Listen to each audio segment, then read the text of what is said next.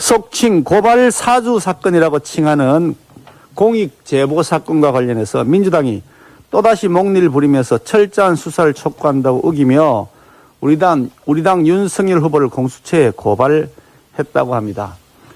윤 후보에 대해 아무런 혐의가 없다고 하면 부실 수사라고 하면서 공수처를 대놓고 협박하기까지 했습니다. 공수처는 야당의 대선 후보를 벌써 4번째 입건할 정도로 사실상 윤석열 수사처로 간판을 바꿔단 지 오래입니다. 공익제보 사건과 관련해 공수처가 그동안 얼마나 요란스럽게 수사를 했습니까? 고발장이 접수된 지 불과 4일 만에 단지 참고인에 불과한 야당 국회의원의 자택과 사무실 마구잡이 압수수색했습니다. 한 달 뒤 또 다른 야당 국회의원의 자택과 사무실도 압수수색했습니다. 더 나아가서 대검은 공수처와 손발을 잘 맞춰 검찰청 전 대변인의 공용 휴대폰을 위법적으로 압수수색하기도 했습니다. 공수처가 불법을 무릅써가며 전방위적인 강제 수사를 했음에도 범죄 혐의가 나온 것이 하나도 없다고 하는 언론 보도가 나오고 있습니다. 민주당이 주장하는 속칭 고발 사주 사건은 애초부터 실체가 없는 정치 공작에 불과하기 때문입니다.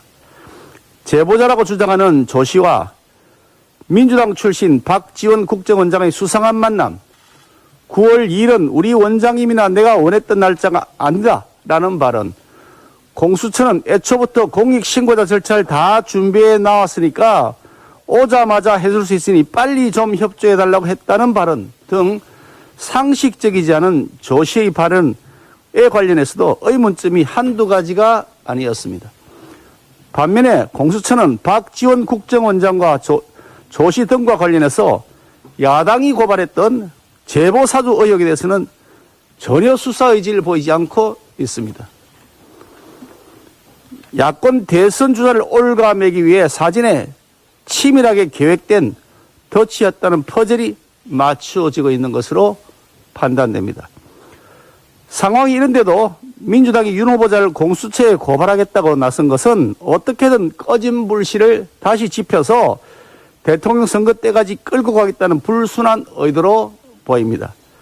이재명 후보는 눈물의 반성 쇼를 하고 있지만 민주당의 꼰대, 수구, 기득권, 이 꼰숙이 본질은 결코 변하지 않았다는 것을 알 수 있습니다. 국민들은 악의 눈물에 결코 속지 않을 것입니다. 민주당이 진정 쇄신하고자 한다면 공익제보 사건과 달리 그 실체가 너무나 분명한 대장동 게이트 특검에 적극 나서야 합니다. 진짜 쇄신은 말이 아닌 실천에 있습니다.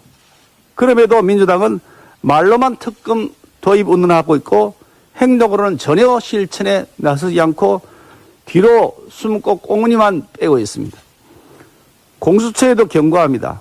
그동안 민주당의 주문에 따라서 일사불란하게 움직였던 공수처가 이번에는 어떤 기괴한 수법으로 윤 후보자에 대한 흠집 내기에 앞장서 나갈지 국민들께서 지켜보고 계십니다.